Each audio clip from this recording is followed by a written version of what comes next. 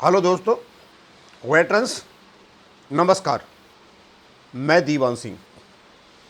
कल मैंने देखा कि राजीव बैल जी ने मेरा 5,000 रुपये का जो पैसा लिया था एक्स पे के केस के लिए 5,000 वो कल वापस कर दिया है। टू दीवान सिंह फ्रॉम राजीव बैल। शायद हो सकता है इन्होंने ये पैसा अपने पास से दिया है, उनके अकाउंट से नहीं आया है, वहाँ से अपना इंतजाम कर लेंगे बाद में। और कल कुछ ऐसी घटनाएं हुई कि इनका केस क्या लिस्टिंग हुआ, ये उलूल जुलूल बातें करने लगे। और ख़ास करके वीर बहादुर। मैंने वीर बहादुर राजीव बैल जी को बताया कि ये बाई ग्रुप का आदमी जिस प्रकार बकवास कर रहा है, इस प्रकार की बकवास नहीं करे, क्योंकि इस केस में हमारा जो सहयोग रहा है वो सबसे ज़्यादा हमारा ही है और आपकी हमारी बात हुई थी। फिर मैंने उनके वकील साहब से भी बात की थी कि सर इस कंडीशन में मैं आगे नहीं जा पाऊँगा। तो मैंने कहा ठीक है सर, आपने मेरा पैसा तो लौटा दिया, आप मेरे डॉक्यूमेंट्स दीजिए। अब वो कहते हैं documents are in court and not with me. If you have asked this in January और when you submitted the authorisation letter, I would have not added your name and would have return all the documents. यदि आप उस समय पूछते पहले जनवरी में या authorisation letter दिया था तो उस समय ये कंडीशन नहीं होती। सर उस समय तो कंडीशन इसलिए नहीं थी क्योंकि हमारी जो आपकी बातें हुई थी वो पूरी बातें एक अनुसार से चल रही थी, लेकिन आपने अपना रवैया तो तब बदला जब आपके पास लम्बा चौड़ा केस का हिसाब किताब आ गया। आपने बात करना भी छोड़ दिया और मेरी आपसे लगातार करस्पॉन्डेंस रही है। और मैंने आपको पहले ही बता दिया था जब केस लिस्टिंग नहीं हुआ था, जब आपके पास पड़ा हुआ था कि मैं आपके साथ नहीं चलना चाहता। कोई बात नहीं है, आपने केस लगा दिया, मैं एमए लगा के ले लूँगा, खर्चा ही होगा, कोई बड़ी बात नहीं है। लेकिन आप क्या ये दिखाना चाहते हो कि मैं वहाँ पर को एब्लिगेंट हूँ केस में और यहाँ तो मेरा पैसा भी लौटा दो? इतना धर्मादा कब से करना शुरू कर दिया भाई राजीव बैल जी? मुझे तो समझ में नहीं आती। और ख़ास करके ये तुम्हारा जो बैठा हुआ है ना, ये दलाल आदमी, मुझे नहीं लगता ये करेगा, क्योंकि इसने जितने लोगों को ठगा है ना, जिसकी रिपोर्ट आ रही है, ये सबका पता है हमें इसका। अब क्योंकि ये 9/3 का मेरा करस्पॉन्ड है इनके साथ में, और मैंने इनको 9/3 को करस्पॉन्ड किया था। उसके बाद मैंने इनको अपना ऑथराइजेशन लेटर भेजा है कि चलो कोई बात नहीं है, ठीक ठाक हो जाए। Kindly let me know the real position. मैंने कहा था कि आप बताइए रियल पोजीशन क्या है, क्योंकि आपका केस क्यों नहीं लग पा रहा है। केस आपका जो एयरफोर्स वालों का था सुप्रीम कोर्ट में लग गया, नेवी वालों का एएफटी में लग करके सुप्रीम कोर्ट में चला गया, लेकिन आपका केस नहीं लग पा रहा था। उस समय मैंने लिखा था kindly let us know the real position, we were very energetic when you were selected to pursue the case. ये क्लियर कटैक हमने आपको सेलेक्ट किया था, ना कि वीर बहादुर को, इस केस को परस्यू करने के लिए। You seem to be expecting collecting funds. ऐसा लग रहा है तुम फंड कलेक्ट कर रहे हो in the name of X group, that is why data could not be collected. और डाटा इकट्ठा नहीं हुआ, ये मैंने आपको 9/3/2024 को बता दिया था। You have miserably failed, kindly let me talk to the advocate. और फिर मैंने ये कहा था मुझे एडवोकेट से बात करने दीजिए। राजीव बैल जी, आपने न वीर बहादुर ने, ना आपका JW चिंतरंजन ने, उसने भी कुछ नहीं दिया। इवन JW अनिल कुमार के पास भी कोई नंबर नहीं था, वकील से बात नहीं करने दी।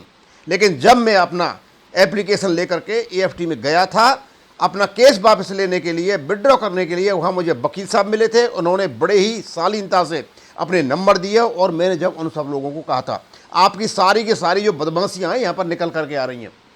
फिर 22 मार्च को मैंने आपको एक डिटेल्ड वो लिखा, I know you are ignoring मी।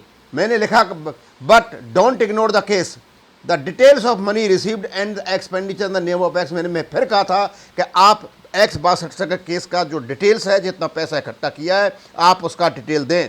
और यही कारण है कि आप मेरा 5,000 रुपये से इसलिए वापस कर रहे हैं कि आपने जो पैसा इकट्ठा कर लिया 25-30 लाख, उसके बारे में मैं नहीं बोलूँ। मैं उसके बारे में बोलूँगा। क्यों बोलूँगा? कि वो पैसा भी मेरे वीडियो के माध्यम से इकट्ठा हुआ है।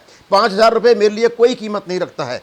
ये 5,000 रुपये तो ऐसे हैं कि ये वापस आपको भी दे सकता हूँ, रख भी सकता हूँ, अपने केस में भी लगा सकता हूँ, कुछ कर सकता हूँ। पैसे का मुझे लोभ लालच नहीं है।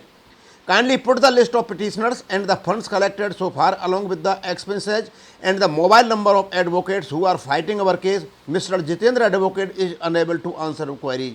क्योंकि पहले जितेंद्र केस में था, उसने मना कर दिया, भाई मुझे पता नहीं है। आपसे जो जो बातें पूछी थी आपने राजीव बैल जी एक भी बात का जवाब नहीं दिया। ये सिचुएशन जब बन रही थी, ये बात जब आगे बढ़ रही थी, आगे बढ़ती गई और ये जो तुम्हारा श्रीमान जिसको तुम वीर बहादुर कहते हो, जिसको मैंने यूनाइटेड फ्रंट का चेयरमैन बनाया था, इसको पैसे भी दिए थे, इसका पूर्ण समर्थन किया था, ये अपना ही खेल खेल रहा था। Please keep us inform of the dates in EFT और डेट आपने कुछ भी नहीं बताया। उसके बाद 16 अप्रैल 2024 को मैंने आपको डिटेल्ड बातें बताई। आप ये नहीं कह सकते हो कि हम आपके टच में नहीं थे, कि हमको कुछ बता नहीं रहे थे, क्योंकि आप इग्नोर कर रहे थे। आपने बोला ऐसे तो घूमते ही रहते हैं। अब कल क्या हुआ ये बाद में बताऊंगा कि आप मेरे 5000 रुपये वापस कर गए। आई हैव नो मिसअंडरस्टैंडिंग, आपने कहा कि आपको मिसअंडरस्टैंडिंग है।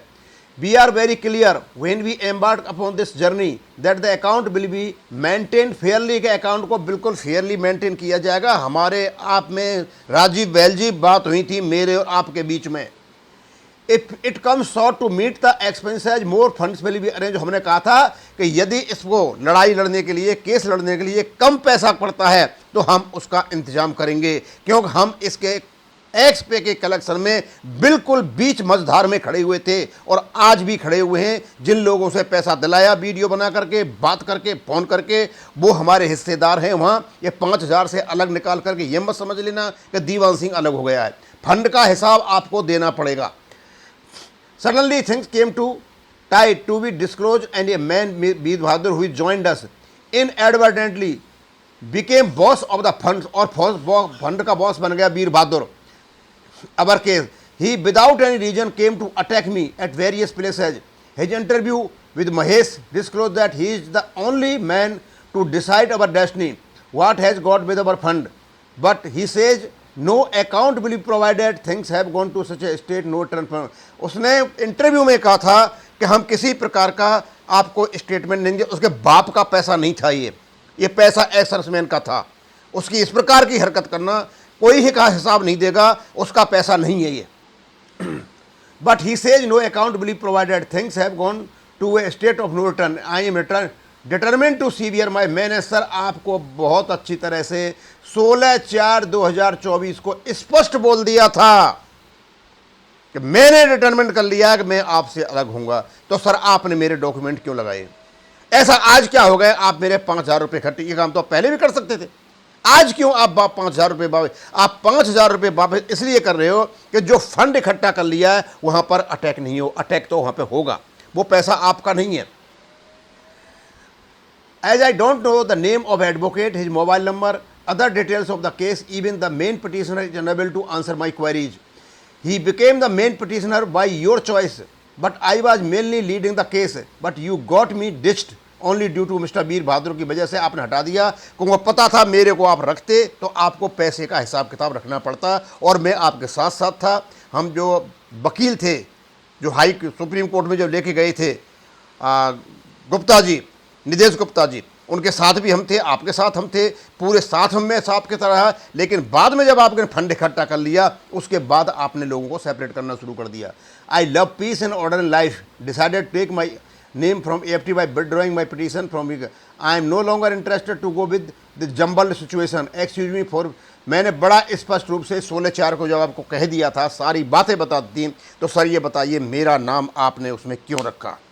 अब आती है बात कि आपने मेरा पैसा क्यों लौटाया। आपको पता है राजीव जी कि आपने पैसा क्यों लौटाया?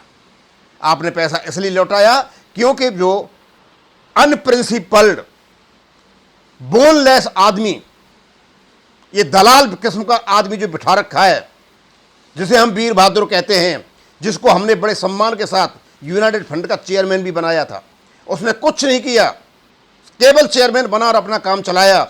उस व्यक्ति के प्रलोभन में आकर के आपने अपनी इमेज भी खराब कर ली।